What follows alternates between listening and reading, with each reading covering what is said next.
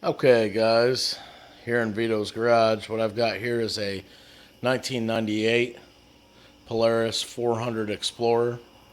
What started this disassembly was a loose chain in the back after I'd replaced the sprockets and chain. Turned out to be the rear bearings after there was quite a bit of slop in the rear axle. Alright, I've had this disassembled already. I have not replaced the bearings and races yet. So what I'm going to try to do is show you from the best I can from beginning to end. Now, I've got the right and left rear wheels off already. All that's going to do, you're going to have 4 nuts over here to remove off the hub. Okay. Once you remove the wheel, then you're going to have an axle nut on the end right here. Before you pull that off, you're going to have a cotter key to be able to pull out, just like any axle nut.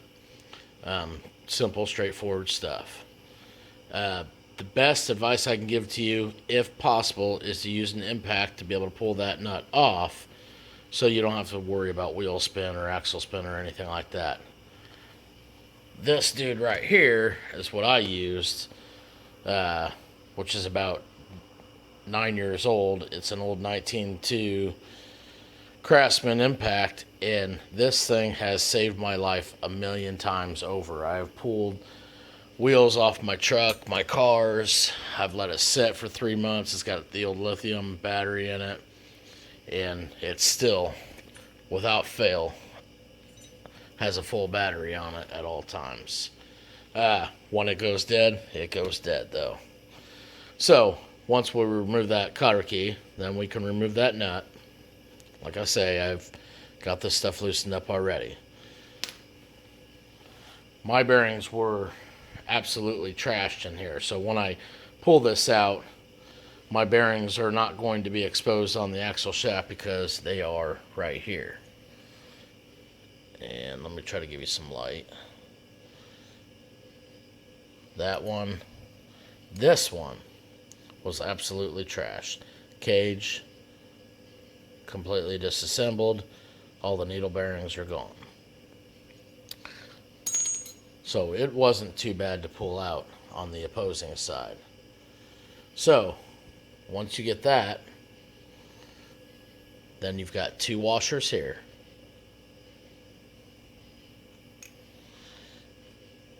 Then you've got a hub here.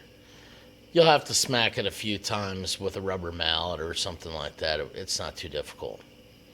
Okay. Pull that off.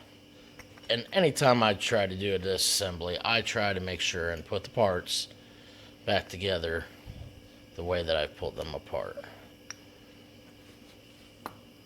Okay. So then what you have is your sprocket, a guard, and an adapter that is pretty self-explanatory. Okay, you're going to have 3 nuts, nylock nuts, to pull off for the guard, which will leave the spacer, and then the sprocket.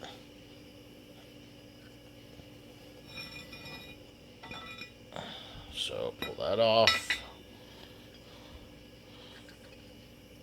This would come off, and on your sprocket you would have 3 nylock nuts as well on this hub right here.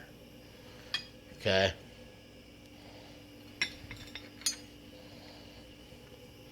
Now, then what you're left with is this cover right here, which goes over the axle nut or the jam nut. Now, before you pull that off, you're going to have a circlip or an external retaining ring, which is up right there. Straightforward, pretty easy to remove. Once you remove that, then you're going to have to take this cover off, okay? If anybody's done any research on these, this cover is a real mother to remove, okay? It's just aluminum. What you're going to want to do is heat it, beat it, penetrating oil, anything that you've got on hand. And once you do that, as you can see, there's going to be a gap in between that spacer and this hub right here. And you're going to want to use a large screwdriver, something like this, or maybe even bigger, and you're just going to want to work it back and forth. You're going to heat it up, push it a little bit, come on the opposite side, and do the same over and over. And I'm talking about, I gained maybe a 1/16 to an 1/8 of an inch at a time, and I just kept doing that, repeating over and over with a torch until finally I was able to pull it off. Okay, all this basically is a protective cover over the axle nut. So once you pull that off, then you expose the axle nut. Okay, now the axle nut is by far the hardest part of this job. And you'll find, doing research, that everybody's had the same problems. So, I heat and beat this for about a week. I used PB Blaster. I used, obviously, WD-40. The penetrant that actually worked the best for me, and this stuff I've used over and over with excellent results, is Croil and an aerosol can. You cannot beat this stuff. You can find it at your local bearing house, something like that. It's an industrial spray, well worth the money. Okay, so once I did that over and over, using a pipe wrench on the opposite side, trying to use a 15-inch crescent to get this nut loose here, I could not do it. 3-4 foot cheater, me standing on it, it wasn't coming loose at all. So I finally had to bite the bullet, and what I end up doing is using the old handy dandy Black & Decker. It's a 4.5-inch grinder, and I put a 4-inch cutoff wheel on the end.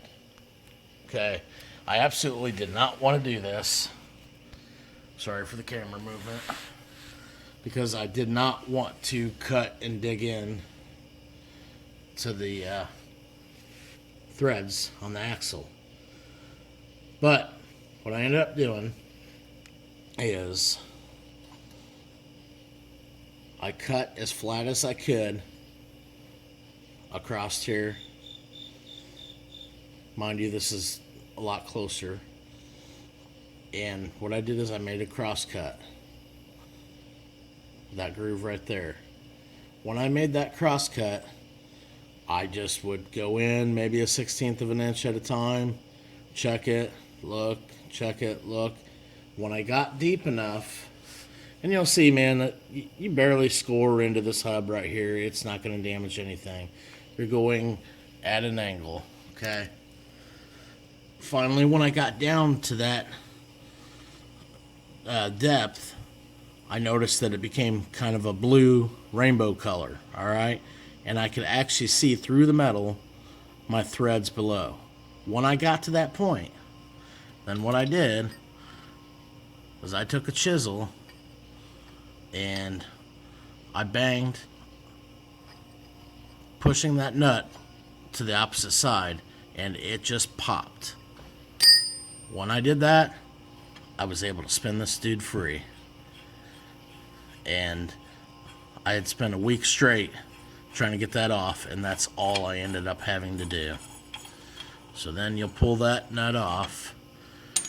I ordered one from Polaris Parts House, and I will give you the part number real quick.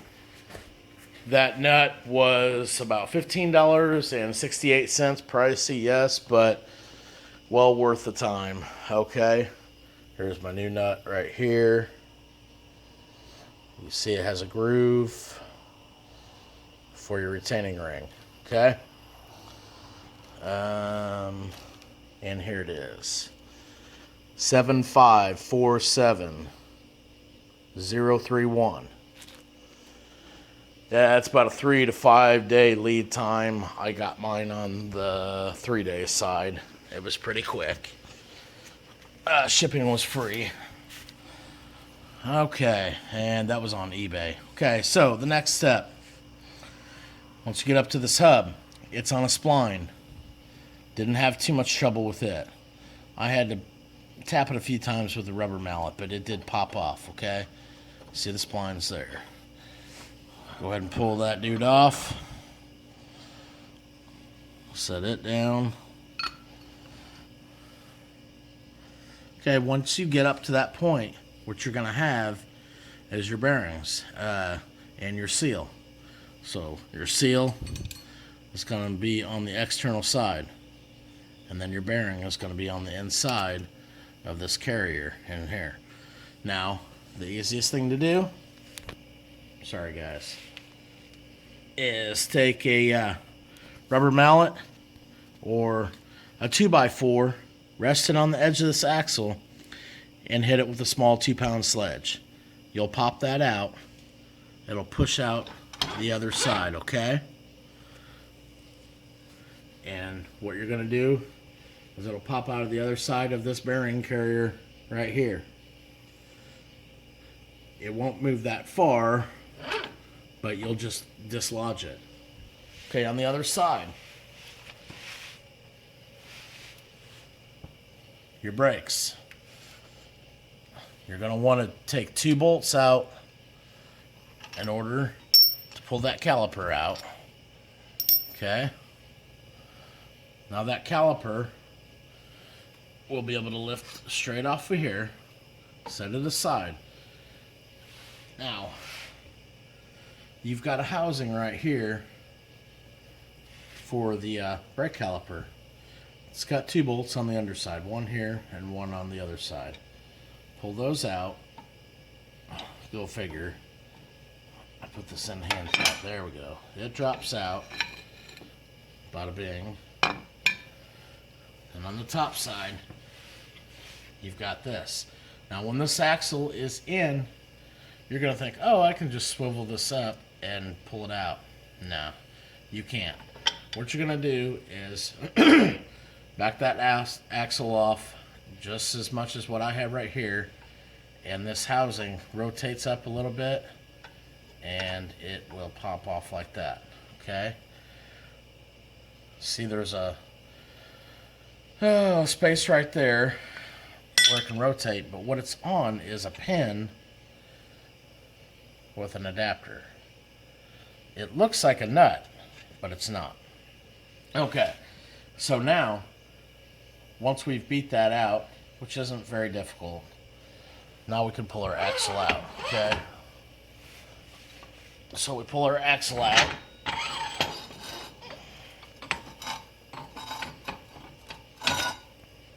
Set it aside, be careful, don't damage the splines. Okay, now, what we're left here is with the bearing carrier, the rear axle bearing carrier, all right?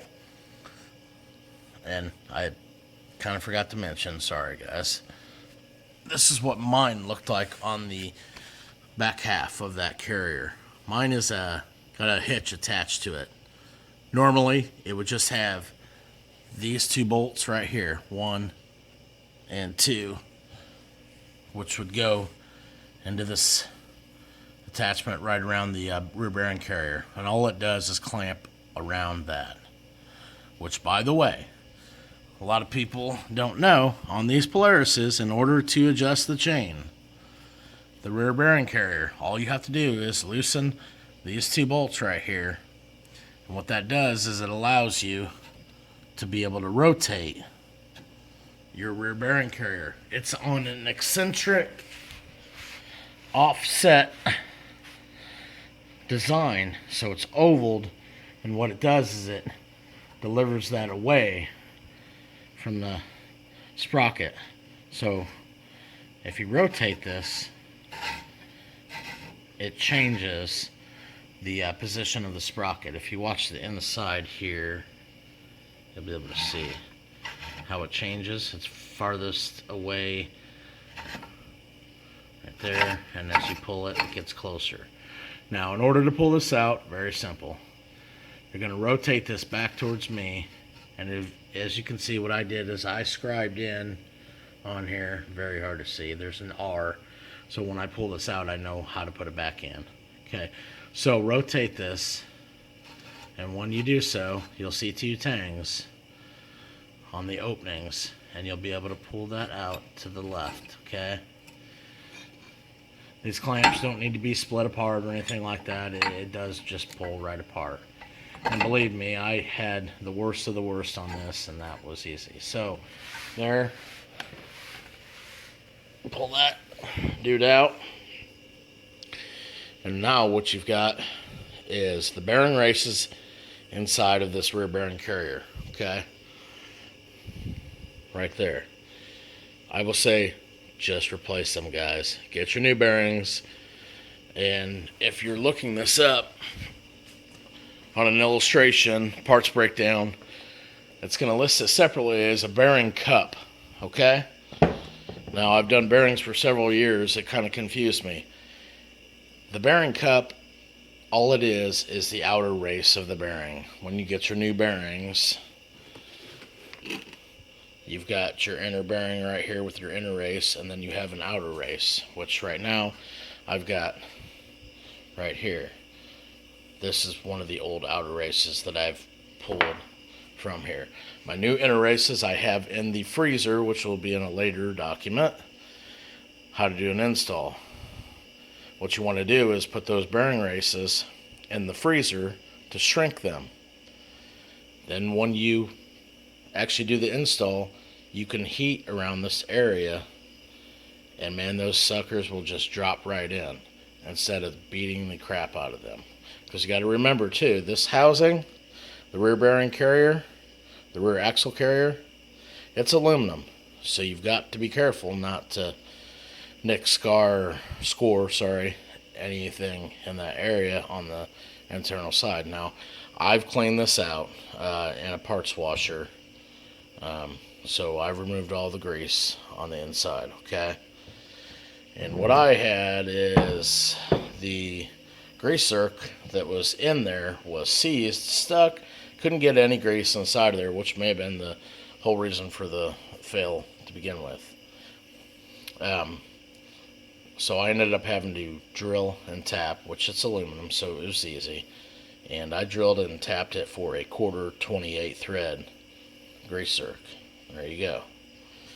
Alright guys, so now what I'm going to do is I'm going to attempt to go ahead and remove this outer race. Now, WD-40, all I use that for is cleaning. PB Blaster, that stuff is for amateurs. This stuff right here, Kroil, Kroil, in an aerosol can. Look it up, guys. It is worth the money. It'll last you forever. Little drop, it disperses, and you'll see it bubble, and it will drop in crevices, threads, anything that you want. Originally, years ago, it was used to clean barrels of guns, things of that nature. Okay, so I started out removing the outer race, with a piece of 3/4 inch CPVC, made in the USA, of course. It didn't work well. I always try to use plastic when I can, because, in particular on bearings, because it's not going to harm anything. It's not going to scratch. It's not going to score, nick.